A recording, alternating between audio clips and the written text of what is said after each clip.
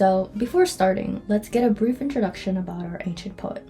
So Sappho was a woman born on the island of Lesbos, Greece around 600 BCE. During her life, Sappho wrote poetry that varied in style from start to finish. At first, similar to many ancient poets, she wrote using the epic form to narrate heroic stories. Eventually, she wrote lyrical poems about her personal life. Few of her works exist today, perhaps because she wrote in Aeolic Greek, which was difficult for Latin writers to translate compared to Attic and Homeric Greek. Perhaps it was because the medieval church burned her poems, which consisted of homosexual love. Either way, the fragments of surviving lyrics offer deeply personal reflections on desire, loss, and love, specifically the love for a fellow woman. From these poems, the term lesbian changed from one from Lesbos to a woman who prefers her own sex. More so, the term sapphic was coined, earning two definitions. One, relating to the poet Sappho, her poetry or verse, and two, relating to sexual attraction or activity between women. That said, what is lyrical poetry? So lyrical poetry today is a form of poetry with song-like qualities and expresses the poet's emotions and feelings. However, in ancient Greece, lyrical poems were poems sung with a lyre. More so, Sappho's verses were particularly special because she not only wrote solely in the Aeolic dialect, but she also focused on using common expressions and a lyrics meter that she refined. This lyric meter was influenced by both Ovid and Catullus, and is now considered the Sapphic meter. Now, why does all of this matter? Recently, I bought a book titled If Not Winter, Fragments of Sappho. As I was reading this book, I thought about the fact that these were all lyrics. If they're lyrics, shouldn't someone have sung them? I'm a person who loves music, so I want to hear them sung. Maybe I'm not much of a researcher, or maybe it's because the ones performing these haven't been recorded. Either way, the ones that I saw the most were Poem 31 and Ode to Aphrodite. What happened to all the other lyrics? That's when I got the idea, why don't I sing them myself? I love singing anyway, and maybe I can take this as an excuse to improve my singing. Okay, before anything, let's start with a warning. If you're watching this, maybe you're lesbian. Maybe you're interested in ancient Greek literature. I don't know. All I know is that this is a purely personal and selfish endeavor. Will I be able to make Sappho proud? Probably not. Can I closely follow the Sapphic meter? Hopefully. Why don't I sing in Greek? I don't know Greek, and I don't have time to learn Greek simultaneously with Japanese. Do I have a lyre? No. Does Logic Pro have a lyre? I'm confused as to why they don't, quite frankly. So, what does all of this mean? Expect scuff. Then take from this what you'd like to take, but don't expect anything grand. Alright, so let's get started. The plan is as follows. Study, practice, challenge. This is a month of Sappho, but it's also a month of learning how to sing better. Thus, I will be learning the following topics. For Sappho, there's a bunch to learn. What is the Sapphic meter and how does one sing Sapphic verses? How can I play without a lyre? What kind of melodies are played with Sappho's verses or in ancient Greece? Let's go through these one by one. So, the Sapphic meter is as follows. It's a stanza consisting of 4 lines. The first 3 have 11 syllables and the last has 5. More so, in the first 3 lines, the syllables follow the following sequence. Trochee, trochee or spondi, dactyl, trochee, trochee or spondi. The last line follows the sequence of dactyl and then trochee or spondi. So, how does one sing this kind of pattern?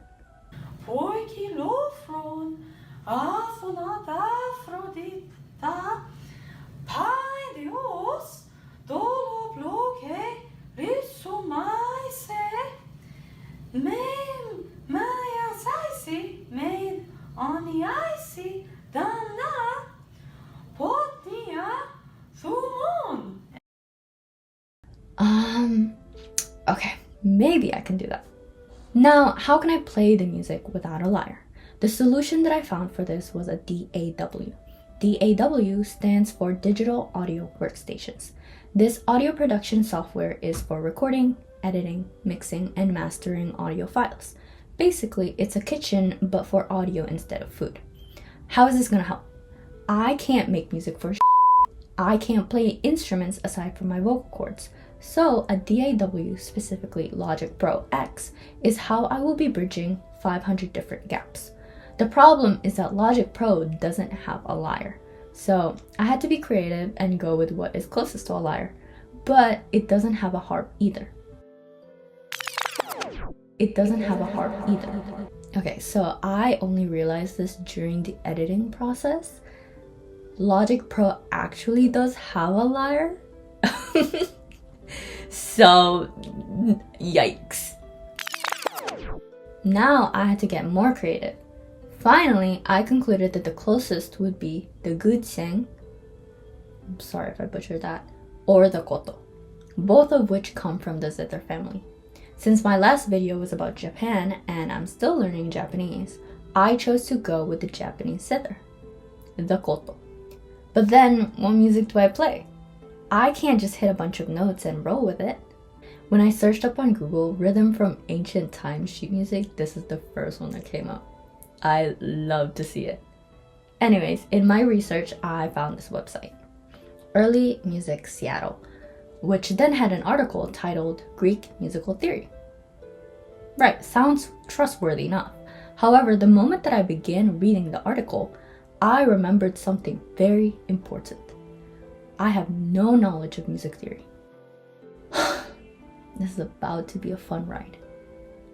Let's go through the information that I managed to shove into my brain. I'll try to go fast. So the Greeks follow modal units. According to the Pythagorean proportions, whatever the that is, the basic modal unit of the Greek system is the tetrachord. This is a set of 4 notes where the interval between the first and the last is a perfect fourth. More so, the Greek musical system follows a descending lineup, meaning the notes go from high to low. Of the 4 notes of the tetrachord, the first and the last notes are fixed. These are called akinetua. The intermediate, mobile notes were called the kinetua. The kinetua depend on the genus to which the tetrachord belongs. There were 3 genres. So the first one is diatonic, which is built with 2 tones and 1 semitone. This genre was the oldest and dates back to the classical times.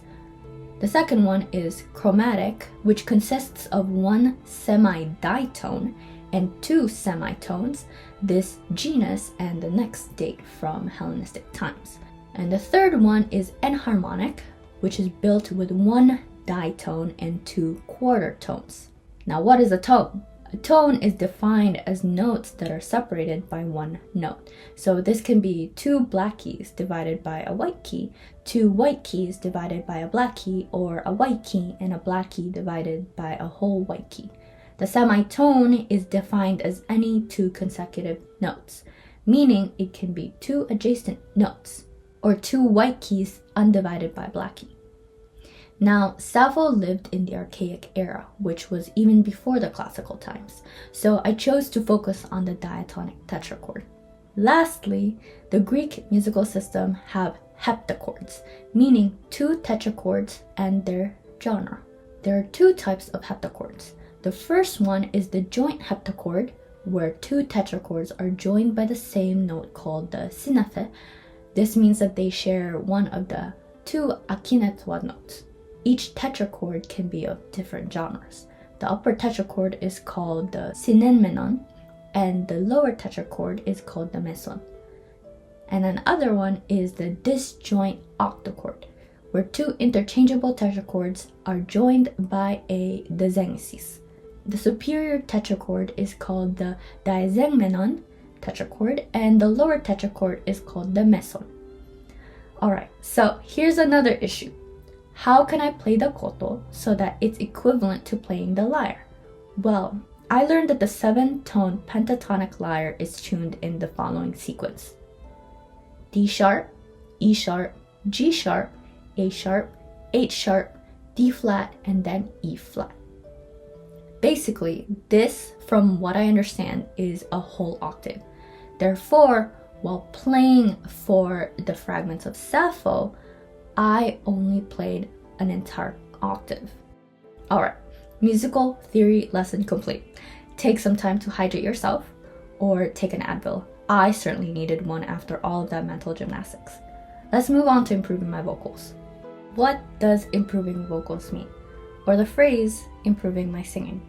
According to my research, and of course this is subjective, the quality of someone's voice or singing can be examined by its vocal tone, intonation or pitch control, expressiveness or diction, dynamic control, vocal range, and rhythm. So I can't change the timbre of my voice. More so, I believe that I didn't really need to study rhythm. Still, I thought that I could probably do something about the other four. So every single week, I researched how to improve one of the following qualities. The first week, I did intonation, pitch control. Second week, I practiced expressiveness or diction.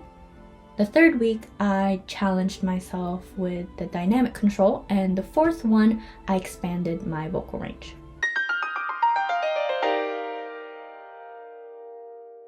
Practice is about practicing all that I learned. In this case, it's the whole reason why I ended up embarking on this arduous journey, singing Sappho's verses. The plan was to sing a poem each day. These songs were uploaded to my TikTok account. Still, a compilation will be uploaded on YouTube later. For this video, shall we take a look at some bloopers? No. Grant my brother to arrive here. Setting aside your what? Setting aside evil. Oh no, that's okay. Setting us. How? Setting us. Setting aside evil. Setting aside. No shit. Setting aside evil. So. Why are you two making that? So. I can't do this. Probably ill, but that's fine.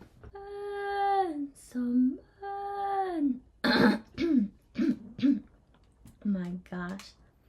Army of ships. Cringe. As for improving my singing, I practiced by finding vocal warm-ups specific to the vocal quality that I was learning. I attached these warm-ups to the cover submitted for each vocal quality.